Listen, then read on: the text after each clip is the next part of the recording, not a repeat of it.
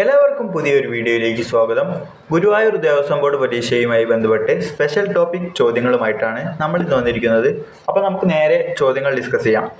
ആദ്യത്തെ ചോദ്യം, അഷ്ടമിയാത്ര എന്ന കൃതിയുടെ കർത്താവ് ആരാണ്?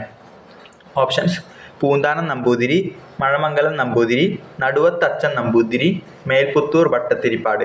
ഉത്തരം നടുവത്തച്ഛൻ നമ്പൂതിരിയാണ്. അഷ്ടമിയാത്ര എന്ന കൃതിയുടെ കർത്താവ് നടുവത്ത് അച്ഛൻ നമ്പൂതിരിയാണ്. അടുത്ത ചോദ്യം നോക്കാം. സൂര്യൻ്റെ തേരിൽ എത്ര കുതിരകളുണ്ട്? സൂര്യൻ്റെ തേരിൽ എത്ര കുതിരകളുണ്ട്? ഓപ്ഷൻസ്: 7, 10, 11, 5. 7 കുതിരകളാണ് സൂര്യൻ്റെ തേരിലുള്ളത്. 7 കുതിരകളാണ് സൂര്യൻ്റെ തേരിലുള്ളത്. അടുത്ത ചോദ്യം നോക്കാം. വൈക്കം സത്യാഗ്രഹം അവസാനിച്ച വർഷം ഏതാണ്? ഓപ്ഷൻസ്: 1925, 1930, 1947, 1910. ഉത്തരം 1925.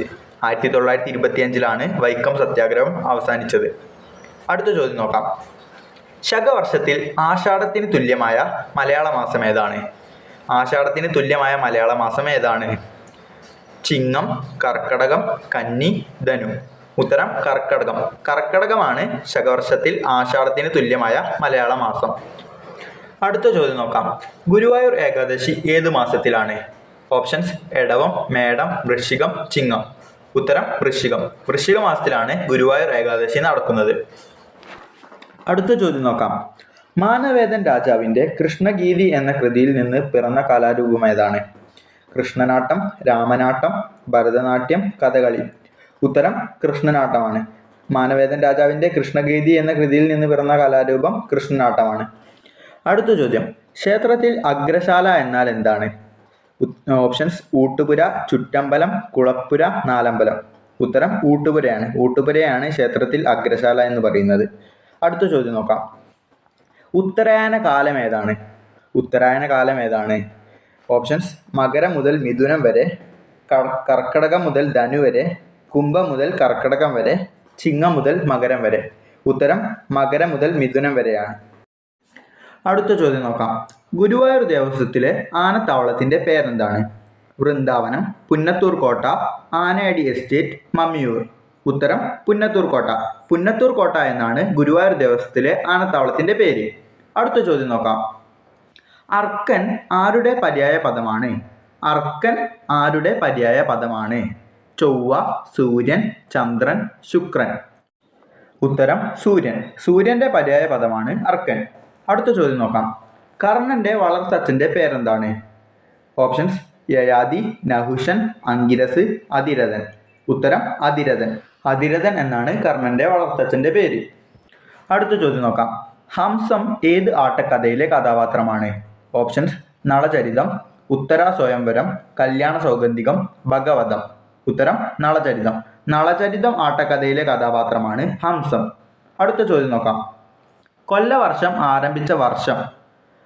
Options: AD 825, AD 824, AD 820, AD 800. ഉത്തരം AD 825. AD 825 കൊല്ലവർഷം ആരംഭിച്ചത്. അടുത്ത ചോദ്യം നോക്കാം. തിരുവിതാംകൂറിൽ ക്ഷേത്രപ്രവേശന വിളംബരം നടന്ന ദിവസം? ഓപ്ഷൻസ്: 1957 നവംബർ 1, 1950 ജനുവരി 26, 1947 ആഗസ്റ്റ് 15, 1936 നവംബർ 12. ഉത്തരം 1936 നവംബർ 12. 1936 നവംബർ 12 തിരുവിതാംകൂറിൽ ക്ഷേത്രപ്രവേശന വിളംബരം നടന്നത്. അടുത്ത ചോദ്യം നോക്കാം. താഴെ പറയുന്നവയിൽ വഞ്ചിപ്പാട്ടിൻ്റെ വൃത്തം ഏതാണ്? ഓപ്ഷൻസ്: കാകളി, കളകാഞ്ചി, മഞ്ചരി, നദോന്നത. ഉത്തരം നദോന്നത. നദോന്നത എന്നതാണ് വഞ്ചിപ്പാട്ടിൻ്റെ വൃത്തം. അടുത്ത ചോദ്യം നോക്കാം. ശനിദേവന്റെ വാഹനം ഏതാണ്? ശനിദേവന്റെ വാഹനം ഏതാണ്? ഓപ്ഷൻസ്: മയിൽ, കാക്ക, ആന, പുലി. ഉത്തരം കാക്ക. കാക്കയാണ് ശനിദേവന്റെ വാഹനം. അടുത്ത ചോദ്യം നോക്കാം. ഭാരതപ്പുഴയുടെ തീരത്ത് 12 വർഷത്തിലൊരിക്കൽ നടന്നിരുന്ന ഉത്സവം ഏതാണ്? ഓപ്ഷൻസ്: മകരമേള, മാമാങ്കം, കുംഭമേള, ഹിന്ദുമേള. ഉത്തരം മാമാങ്കം. മാമാങ്കമാണ് ഭാരതപ്പുഴയുടെ തീരത്ത് 12 വർഷത്തിലൊരിക്കൽ നടന്നിരുന്ന ഉത്സവം. അടുത്ത ചോദ്യം നോക്കാം.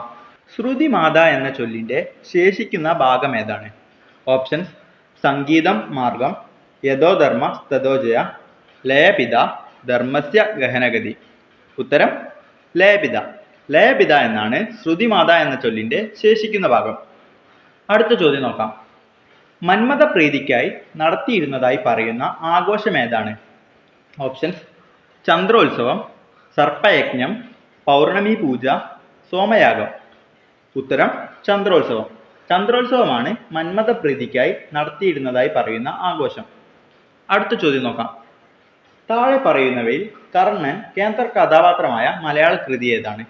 ഓപ്ഷൻസ്: യയാതി, രണ്ടാം ഊഴം, ഇനി ഞാൻ ഉറങ്ങട്ടെ, ഭാരത പര്യടനം. ഉത്തരം ഇനി ഞാൻ ഉറങ്ങട്ടെ. ഇനി ഞാൻ ഉറങ്ങട്ടെ എന്ന മലയാള കൃതിയിലാണ് കർണൻ കേന്ദ്ര കഥാപാത്രമായത്.